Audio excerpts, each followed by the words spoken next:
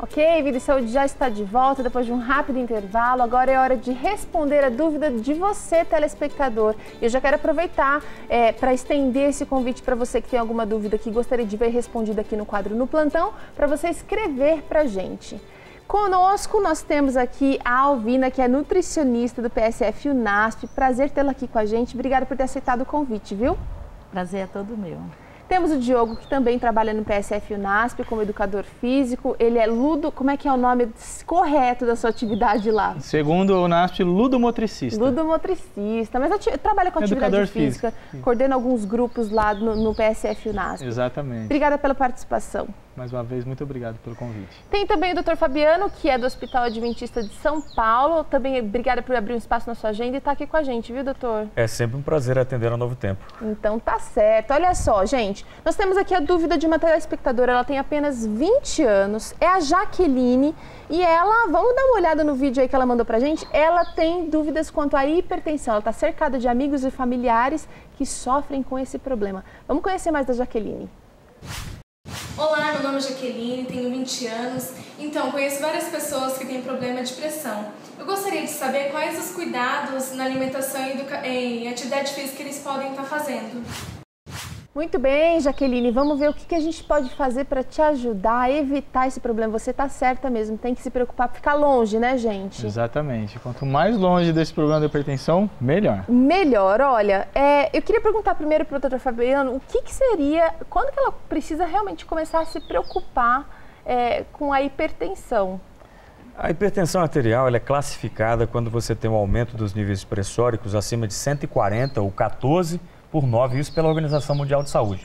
Mas há uma tendência muito grande hoje em dia de esses valores serem regulados para baixo. Antigamente havia-se uma história de que o indivíduo mais idoso, que tinha as artérias mais duras, podia ter a pressão um pouco mais alta. Só que isso é mentira. A evidência científica mostra que, independente da idade, idoso, jovem, criança... Tem que manter para baixo. Tem que manter para baixo. Então, o ideal é que nunca ultrapasse os 140/90, no caso, 14/9. Mas o ideal mesmo é que ela nunca passe de 13/8. Quando passou de 14/9, já é doença, já tem que se preocupar com o tratamento. Geralmente, isso incide principalmente em pacientes com mais de 40 anos de idade. Certo. 25% em média da população, mas alguns estudos grandes com muitos pacientes têm mostrado que, em função do aumento do sedentarismo, do estresse, né, de uma dieta desbalanceada, a gente está tendo muita hipertensão em paciente criança, jovem, adolescente, e é uma preocupação absolutamente justa a da Jaqueline, em função de se preocupar como prevenir a doença. Olha só, gente, eu queria saber, vamos a alguns mitos e verdades com relação à hipertensão. Doutora, você acha que existem alimentos que podem levar à hipertensão? Sim, principalmente alimentos muito gordurosos, como fast food. Então, assim, a pessoa que consome muito, que vive na correria, tem esse consumo mais elevado, refrigerante, suco artificial. Então, assim, a pessoa não se preocupa com a alimentação mais saudável. Interessante, gente. Eu achei que ela ia falar direto no sódio, direto do sal. Ela falou da gordura e dos alimentos ricos nesses industrializados, né?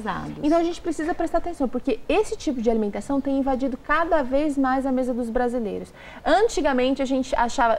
assim, num passado bem recente, que essa era uma alimentação mais assim, do primeiro mundo, dos países dos Estados Unidos, mas o brasileiro está consumindo cada vez mais esse tipo de alimentação, né? Exatamente. Mais prático, né? Mais prático, mas mais pobre também, né? Mais pobre em nutrientes, né? Infelizmente, com certeza a nossa amiga nutricionista sabe disso, em função desse distúrbio da dieta, 40% da população, 46% para ser exato da população brasileira está em sobrepeso. Uau. Então está mais da metade. E esse sobrepeso é classificado quando você pega a altura do indivíduo, multiplica pelo quadrado dela e divide pelo peso. Dá um número mágico que tem que ser menor que 25. É o famoso IMC. Índice de massa corporal. Então, quase a metade da população tem isso acima de 25. E é perigoso. Isso está diretamente, proporcionalmente ligado à doença, à hipertensão arterial, que é a principal causa de morte. E aí vem seguido pelas doenças cerebrovasculares, o câncer, essa coisa toda. Ela puxa a fila, por isso que tem que ser muito observada. E olha só, a atividade física está muito relacionada ao controle da hipertensão. Tem gente que vai lá no posto, que vai lá no médico, recebe o remedinho, o médico prescreve lá e acha assim, estou tomando remédio, estou tranquilo. A gente já sabe que a atividade física ela tem um papel fundamental nesse processo de equilibrar a pressão arterial, né? Exatamente. Nos postos de saúde nos procuram justamente por causa disso. Olha, eu estou tomando o meu remédio, tudo bem? Tudo bem, pode continuar tomando, mas vamos fazer uma atividade física? Então o que acontece? A maioria dos hipertensos, ou igual ela está se preocupando com isso, não faz atividade física que gera o sedentarismo. E associado à má alimentação, pode levar a uma hipertensão. Agora eu queria saber, tá na moda a tal da berinjela. Não sei se chegou a moda até vocês, mas lá na minha cidade, no interior, tá todo mundo falando da berinjela. Eu tomo água da berinjela, farinha da berinjela, a cápsula de berinjela. Funciona mesmo, doutora? Então, quando a pessoa insere... O que tem na berinjela de tão mágico assim? Tem vitaminas e minerais, né? Então, assim, a falta desses nutrientes é que faz a pessoa ficar com uma pressão alta, ganhar peso. Então, assim, a partir do momento que a pessoa insere qualquer tipo de regulador na sua alimentação, já tem um efeito bom. Aí a pessoa se prende na berinjela, né? Tá. Sendo que, na verdade, deveria incluir outros alimentos para estar aí compensando, né? Mas muita gente que tem experimentado e tem feito a tal da água da berinjela tem notado resultados positivos. Você acha que está mais aqui também? Sim, não tem um resultado positivo. Por quê? A maioria da alimentação das pessoas é rica em carboidrato e lipídio. Então, a partir do momento que você insere um regulador, claro que vai ter um resultado. Por quê? Porque vai regular a tua saúde. E ela é rica em fibras também. Então, se você está com uma alimentação que é rica em gordura, a fibra vai ajudar... A fibra vai ajudar a eliminar. Então faz sentido, gente. Eu diria, Teru, que a alimentação, quando o indivíduo se preocupa, entre aspas, em comer a berinjela, como a doutora falou, ele está se preocupando em comer regulador, que devia ser a maior parte da dieta dele. Só o fato de comer mais reguladores, fibra, sal mineral, vai baixar essa pressão por menor ingesta de sódio, menor ingesta de gordura. E aí, em relação ao que o nosso amigo, o educador, falou aqui, não existe um remédio mágico que substitui tudo, não existe. O remédio ele pode ajudar sim, agora se o indivíduo não fazer uma alimentação correta, não fizer atividade física, infelizmente ele pode tomar 10 remédios, eu tenho pacientes assim, e que não vai continuar hipertenso, vai continuar tendo um acidente vascular cerebral atrás do outro, uma internação atrás da outra. Então, o remédio ele é imprescindível, ele não pode ser suspenso, mas ele não substitui a alimentação e não substitui a atividade física. Atividade física, então a gente precisa aprender isso e precisa conscientizar. Acho que, em primeiro lugar, a gente estava conversando aqui antes de gravar, né?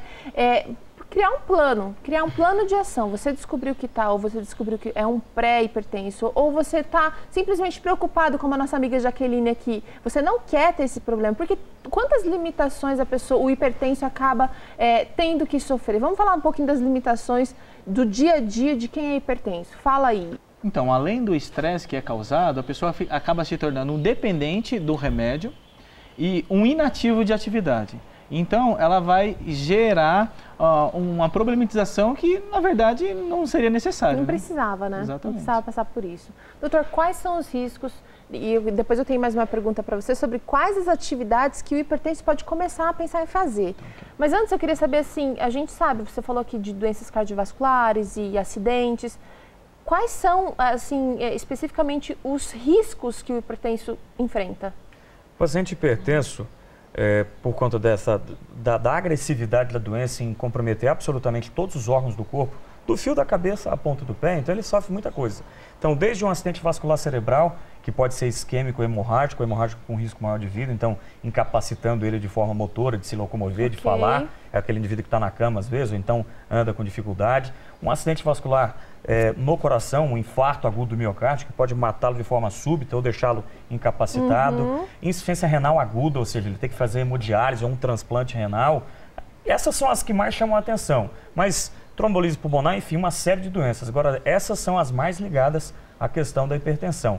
E o Diogo falou na questão de o paciente se tornar dependente do remédio. Nos programas onde se abordam isso de uma forma mais íntegra, eu diria assim, não só consultório médico, isso, de mais holística. Então, é muito importante, aí alguns municípios do Brasil têm um programa de saúde da família, então estimula-se a prática das atividades higieno-dietéticas, ou seja, atividade física e alimentação. E o paciente às vezes, eu vou me tornar dependente do remédio. remédio de hipertensão não causa dependência. Isso é um mito que não pode ficar. Só que existem medidas que podem resolver no período inicial, 6 meses, o indivíduo chega no consultório às vezes com a pressão 14, 15, 16, que seria o nível de hipertensão grau 1, e a gente tenta, olha, a situação é a seguinte, você vai ter que começar a perder peso, fazer atividade física, e aí você pormenoriza, passa com o nutricionista, passa com o educador, passa com todo mundo e faz um plano estratégico de ação para que ele segure, entre aspas, essa futura necessidade de tomar o remédio todo dia. Se ele não responde a isso, aí de fato ele vai ter que tomar o remédio, mas não causa uma dependência que ele vai ter que ficar intoxicado, não, absolutamente. Se ele não tomar o remédio, o risco é de ter uma dessas doenças complicadas que eu falei. Tá. Os grandes riscos seriam esses a princípio. Tá, vamos voltar um pouquinho para a dúvida da Jaqueline, que é o grande medo dela é que ela venha a enfrentar esse problema. Quais são, assim, vamos pensar assim nos alarmes que ela precisa ficar ligado? Acendeu uma luz vermelha, por exemplo, alimentação, a falta de atividade física, o que mais que vocês acham que a gente precisa ficar esperto nesses botões vamos chamar de alarme mesmo? No ganho de peso, né? O ganho de peso faz com que a pressão cada vez mais fique elevada. Então, assim, a primeira coisa para quem tem pressão alta é pensar numa redução do peso. Tá. Né? E aí, como que ele vai fazer isso? Fazendo uma reeducação alimentar. Primeira coisa. Primeira coisa. Então, assim, todos aqueles alimentos que ele consumia antes, ele vai passar a substituir por um alimento mais saudável, como fruta, que é rica em minerais, em vitaminas, em fibras. Existe algum nutriente que neutraliza o efeito do sódio no corpo? O potássio, ele é muito importante para essa neutralização. Tá? O potássio, o magnésio. Mas no caso de uma hipertensão já comprovada, o ideal mesmo é eliminar eliminar ou pelo menos diminuir muito o consumo de sódio. O consumo de sódio tem que eliminar, quer dizer, diminuir pela metade, eu digo. Tá. Né? Então, assim, diminuindo esse consumo e elevando o consumo dos outros alimentos, que é rico em mineral, em potássio, em fibra, esses alimentos vai fazer com que a pressão arterial seja normalizada e não necessariamente a pessoa tem que viver tomando medicação o tempo todo. Você sabe uma coisa interessante que um amigo, até quero mandar um abraço para ele, pastor Ivan Canhadas, ele é um consultor na área de saúde, ele é pastor sim, mas ele é um consultor na área da saúde, apaixonado por essa área. Ele estava mostrando uma coisa muito interessante, que normalmente nos vegetais a gente encontra a proporção certa de sódio para potássio, né? Estou falando do K, de sódio para potássio. E quando a gente pega esses alimentos industrializados, a gente vê o sódio lá em cima e zero de potássio. Se a gente comparar, por exemplo, um vegetal, ele vai estar na proporção certa, tem mais potássio do que sódio. E como é engraçado, como que a alimentação mais industrializada vai fatalmente favorecer a hipertensão. A Sociedade Brasileira de Hipertensão, em comum com a American Heart Association, eles preconizam algumas diretrizes básicas para o consumo. Notadamente, sabe-se que pelo menos 25% dos pacientes que têm hipertensão, de cada 4, 1, ele é sensível ao sódio. Por conta disso, esse indivíduo vai ter que reduzir o consumo de sódio. E o que seria uma medida prática para todo mundo? Você pega uma tampinha de caneta Bic, aquela tampa cheia, geralmente ela tem uns 4 a 5 gramas de sódio. O ideal é que seja a metade de uma tampa de caneta Bic, 2 gramas de sódio, para o dia inteiro. Então, o paciente está hipertenso, esse é o número mágico. Metade de uma canetinha Bic para o dia inteiro. Lembra que não é por refeição, não. Então, práticas como tire o saleiro da sua frente durante o almoço, o jantar, enfim. Para você não ficar polvilhando o sal ali, porque com certeza você vai consumir mais sódio e vai aumentar diretamente a pressão. E ter essa meta, de repente você pega a medidinha certinha, ter essa meta aí na sua frente para que você... E usa, a gente aqui ensina várias receitas, acho que usar dos temperos para dar sabor. Não significa que a sua vida está fadada a uma alimentação ruim, a uma alimentação sem sabor. Não, tem coentro, tem manjericão, tem salsinha, tem orégano, tem gengibre, tem outras coisas que a gente precisa aprender a usar. Normalmente quando a gente tem um problema que a gente precisa se abster de algum nutriente, de algum tipo de alimentação, a gente sempre acaba pensando no negativo. Poxa, não posso mais comer isso e aquilo, vou me privar daquilo. Mas e quantas outras coisas a gente pode substituir, pode aprender, experimentar e gostar de uma maneira saudável, não é mesmo? Então, assim, quando a pessoa pensa que vai diminuir o que ele gosta, ele tem que pensar o quê? Na saúde dele. Então, assim, eu tenho uma alimentação saudável, eu vou ter mais saúde. Ótimo. Eu vou ter mais anos de vida, com mais qualidade. Vou curtir a minha família, vou poder viajar. Exatamente. Mas não, as pessoas se prendem no sabor, não se preocupa com a saúde.